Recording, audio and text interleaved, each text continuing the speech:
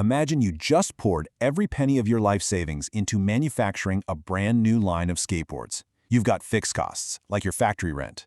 You've got variable costs, like the wood, the grip tape, and the wheels for each board. And of course, you've got revenue, the cash actually coming in from every single board you sell. But here is the absolute stress-inducing problem. How do you know exactly when you'll stop losing money and finally start turning a profit? Right? That is the ultimate business question. And to answer it, we can't just look at a single isolated number. We actually have to look at multiple interacting variables simultaneously. We've got to balance the money going out with the money coming in, tracking them together in real time rather than just staring at one basic equation. The exact moment your business crosses from the red into the black is called the break-even point. It's the precise mathematical intersection where your cost exactly equals your revenue. By the end of this explainer, you're going to understand the core concept of a linear system, the formulas behind solving it, and exactly how to apply these algebraic tools to save our skateboard business in a real-world example. So here's our roadmap for today. First, we'll define what a linear system actually is.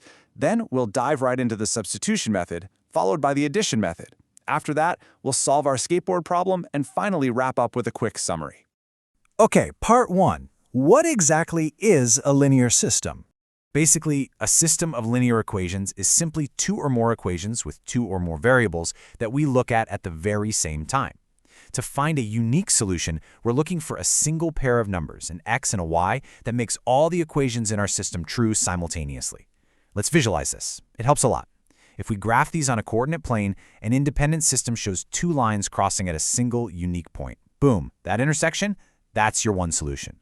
On the flip side, an inconsistent system shows parallel lines. And since these lines run side by side forever and literally never cross, there's absolutely no solution to an inconsistent system.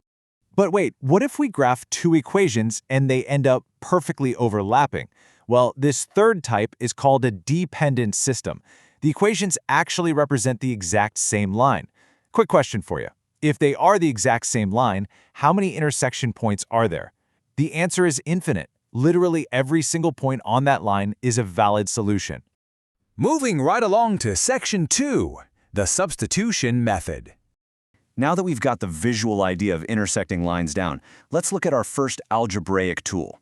You can think of the substitution method a lot like subbing a fresh player into a sports game. You take one piece out and you perfectly replace it with an equivalent piece so the game keeps going. Now you might be wondering, can I use this method for absolutely any system? Technically, yes. But honestly, it works best when one of your variables has a coefficient of 1 or -1. Why? Because solving for a plain old x or y helps us totally avoid messy, complicated fractions right at the start of our math, and nobody wants that. So here is your step-by-step playbook for substitution. Step 1. Isolate one variable so it's completely by itself on one side of the equal sign. Step 2. Plug that entire expression into your other equation right in place of the variable. Step 3. Solve this new equation for the remaining variable. And finally, Step 4. Substitute your new answer back into either of the original equations to get your final coordinate pair. Simple, right? All right, let's jump into section 3, the addition method. Let's see how this builds into our second tool, which is sometimes called the elimination method. You can visualize this one like stacking and balancing two scales. We're going to add two perfectly balanced equations together to completely eliminate one of our variables. Here are the steps. First, line up your x's, y's, and constants vertically. Step 2 involves multiplying to create opposite coefficients. Think like a positive 3x and a negative 3x. But wait, this is absolutely crucial, so listen closely. The most common mistake students make is right here. If you need to multiply an equation to make those coefficients opposite, you absolutely must multiply the entire equation on both sides of the equal sign, not just that single variable. Once that's balanced, you just add downward to eliminate the variable. Solve it, and substitute back. Let's make this crystal clear with an example. Imagine a circus sells 2,000 total tickets for $70,000. Children's tickets, which we'll call C, cost $25, and adult tickets A cost $50. We just line up our equations. C plus A equals 2,000, and 25C plus 50A equals 70,000. To eliminate C, we just multiply that entire top equation by -25. Now we're looking at -25C minus 25A equals -50,000. Add them together, the C's completely vanish, and we are left with 25A equals 20,000. Divide by 25, and boom, we find they sold exactly 800 adult tickets. Now for the fun part. Section 4. Solving the skateboard problem. Let's connect this all back to real life and use these exact tools to find out if our skateboard manufacturing business from the very beginning is actually going to survive. We need to find that elusive break-even point. So here are our specific numbers. Our cost function is y equals 0.85x plus 35,000. That means every single board costs 85 cents to make on top of $35,000 in fixed overhead. Our revenue function is y equals 1.55x, meaning we sell them for $1.55 each.